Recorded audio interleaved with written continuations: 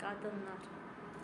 Başta dediyim kimi, kadınlar qanun spontu. Başta deyim, bu qanun spontu sadəcə xanımlara aiddir və heç bir pis söz deməyəcəm. Qanun spontu qadınlar. Biz uşaq yaşımızdan bəri, yəni xanımlara, qızlara, xanımlara, qadınlara aiddir. Biz uşaqdan bəri bizə elə böyüdüblər ki, otur yerində uşaqsan, danışma. Otur yerində uşaqsan, getmə ora. Yeçək qızsan, getmə ora. O sözü deyilmə, o hərəkəti eləmə, aiddir. Qadınlar və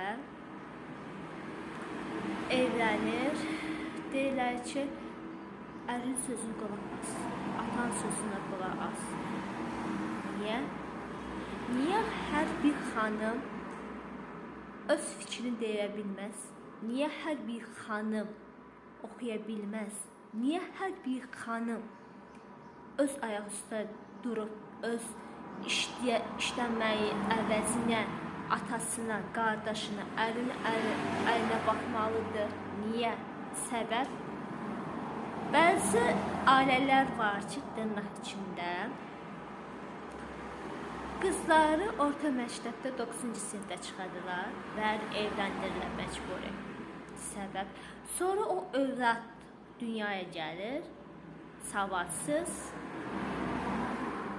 bir insan olurlar. Səbəb niyə?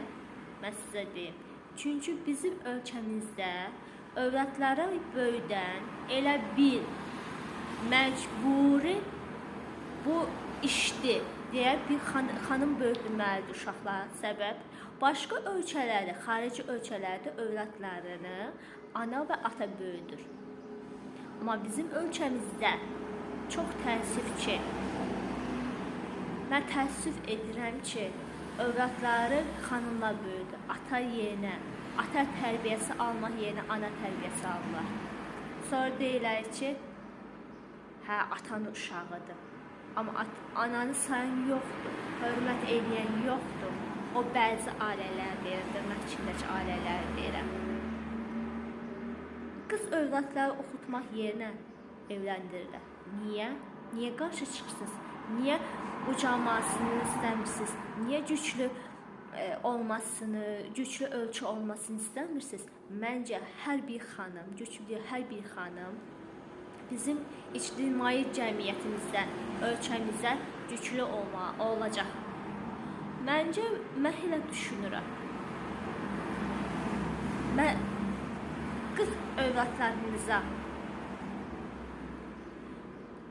nişan üzüyü yerinə, toy üzüyü yerinə diplom verin, oxusun, öz ayağı üstdən dursun, güclü olsun. Çünki hər bir xanım güclü, ağıllı, savadlı olsa, ictimai cəmiyyətimizə, ölkəmizə daha güclü olacaq. Daha ağıllı, savadlı övladlar böyüdəcəklər. Mən elə düşünürəm. Mən ətrafımda insanlara bu cür deyəndə deyirlər ki, sən çox bilmişsən, hər şey bilirsən, eləmə. Bir gün səhər səni evlənəndə əri sənin sözünü qulaq asmayacaqsın, boşanacaq. Niyə? Niyə? Niyə mən birinə kölə olmağa, qul olmağa evlənim? Niyə? Evlənirəmsə, yəni mən də ümumiyyətlə deyirəm, ümumiyyətlə danışıram. Mən evlənirəmsə, qul olmaq üçün deyil, sevdiyim adamı üçün evlənirəm. Bir ömür ona bir yaşayacağımız üçün evlənirəm. Hə, hörmət etmək başqa, sevmək başqa. Amma qul olmaq başqa. Hə, o deyə bilərsiniz ki, məsələn, mən danışığım, hərəkətim, geyimi, məsələn, qısa geyinirəm, hə, deyə bilərəm ki, hə, biraz geyimini dəyişdir, hə, o deyə bilər. Xahiş edə bilər. Məsələn, qadın da elə, yoldaşına deyə bilər ki, hə, bu hərəkət xoşuma gəlmir, bu davranışın, hərəkət mənə qarşı elədiyin hörməti mən xoşuma gəlmir, xahiş edirəm, dəyişdir. Hə, o ola bilər. Hörmət qarşılıqdır, sevgi qarşılıqdır. Amma əmir vermək, qul kimi görmək bambaşqadır.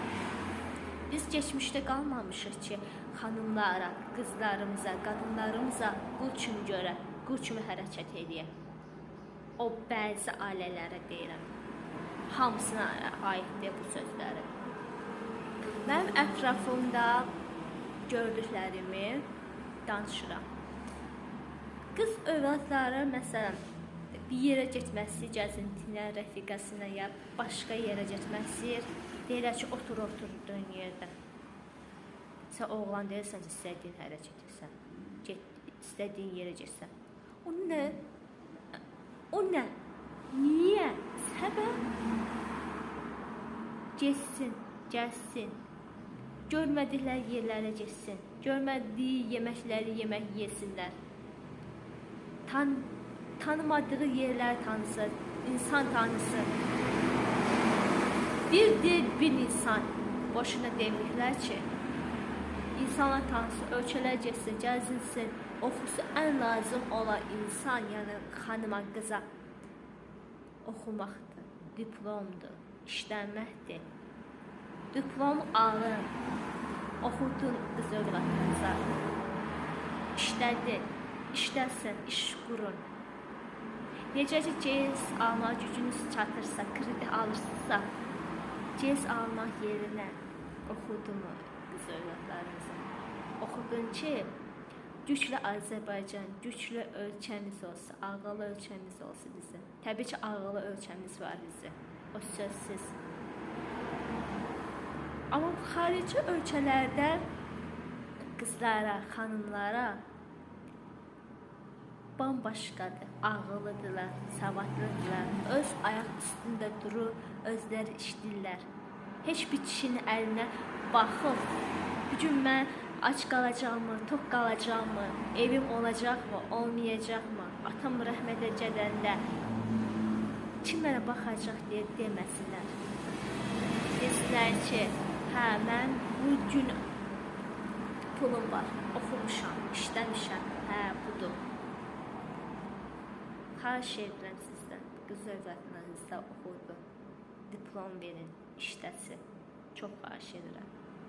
Ümid edirəm ki, bu qanun sporu hər yerə yayılar və ümid edirəm ki, hər bir xanım, hər bir qadın, hər bir uşaq, qız uşağı ağıllı, savadlı və öz ayaq üstə duran, möhkəm, güclü bir xanım olar. Ümid edirəm ki, bu qanun sporu hər yerə yayılar və səsimi eşidən olar, güclü, ağıllı, hər bir xanım olar inşallah ölkəmizə. Məni dinlədiyiniz üçün minnətdaram. Dəyərli vaxtınızı aldığım üçün üzr istəyirəm. Videomu bəyənməyi, kanalıma abunə olmağı, videomu paylaşmağı unutmayın.